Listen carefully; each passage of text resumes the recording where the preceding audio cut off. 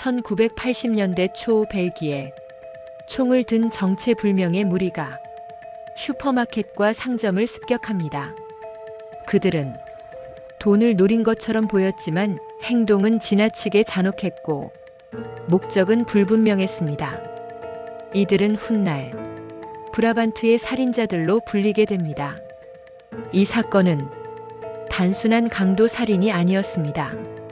벨기에 사회 전체가 무너지는 과정을 보여준 연쇄 미제였습니다. 1. 사건의 시작 1982년 브라반트 살인 사건은 1982년부터 본격적으로 시작됩니다. 벨기에 중부 브라반트 지역을 중심으로 무장 강도 사건이 발생하기 시작합니다. 초기 사건들은 소규모 상점, 식료품점이 대상이었고 피해 금액은 크지 않았습니다. 그러나 한 가지가 달랐습니다. 범인들은 필요 이상으로 폭력을 사용했습니다. 단순 강도가 아니었다. 일반적인 강도 사건이라면 목표는 돈입니다. 하지만 이 사건에서 범인들은 이미 쓰러진 사람에게 다시 총을 쐈고 도망치지 않는 사람을 쏘았으며 아이와 노인을 가리지 않았습니다. 이때부터 경찰 내부에서도 이건 단순 강도가 아니다라는 의견이 나오기 시작합니다. 3. 조직적인 움직임. 사건을 분석한 결과 범인들은 최소 23명 이상으로 조직돼 있었고 역할 분담이 명확했고 총기 사용에 익숙했으며 경찰 대응 시간을 정확히 계산했습니다. 이는 군사 훈련 또는 준군사 조직 경험을 의심하게 만드는 정황이었습니다. 4. 수사의 분산. 문제는 수사가 하나로 모이지 않았다는 점입니다.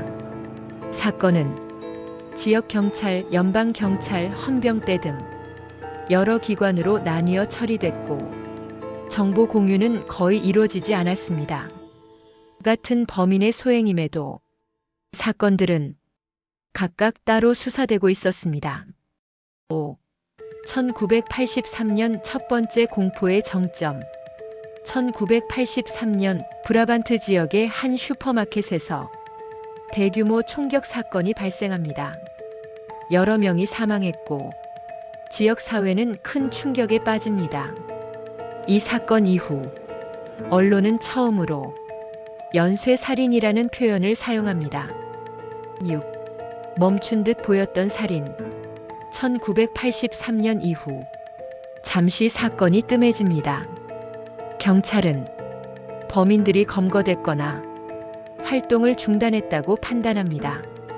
그러나 이 판단은 너무 빨랐습니다. 7.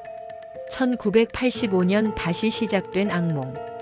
1985년 브라반트 살인 사건은 더 잔혹한 모습으로 돌아옵니다. 이번에는 대형 슈퍼마켓을 대상으로 무차별 총격이 벌어집니다. 단 몇 분 사이 여러 명이 목숨을 잃습니다. 8. 목적 없는 살인. 놀라운 점은 범인들이 챙긴 금액이 극히 적었다는 사실입니다. 이 사건을 통해 중요한 질문이 제기됩니다. 이들은 정말 돈이 목적이었을까? 9. 사회적 공포. 사건 이후 벨기에 전역에서 밤 외출 자제, 상점 조기 폐점, 무장 경비 증가, 일상 자체가 바뀌기 시작합니다. 사람들은 국가가 자신을 지켜주지 못한다고 느끼기 시작했습니다. 10. 수사 실패의 구조. 수사가 실패한 이유는 명확했습니다. 경찰 조직 간 경쟁, 정보 은폐, 증거 관리 실패, 내부 불신. 사건은 범인보다 시스템이 먼저 무너진 사례였습니다. 11. 의혹 내부 공모 가능성. 시간이 지나며 더 심각한 의혹이 제기됩니다.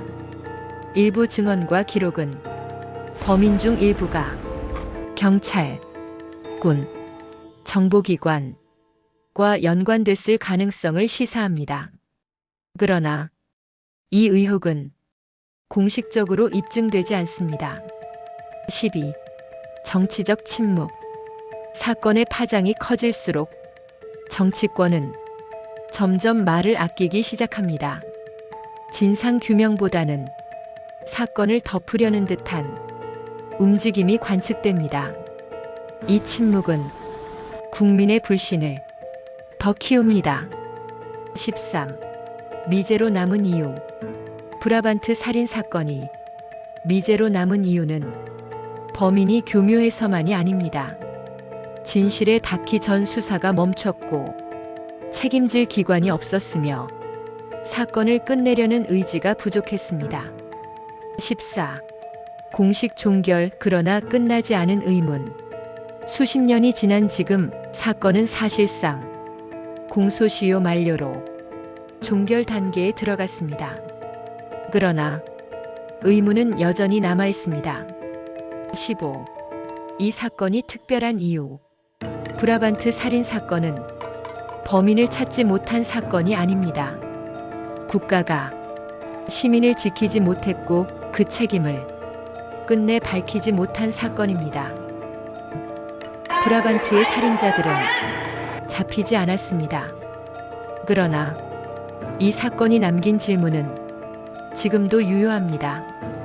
국가는 언제 어디까지 시민을 보호해야 하는가?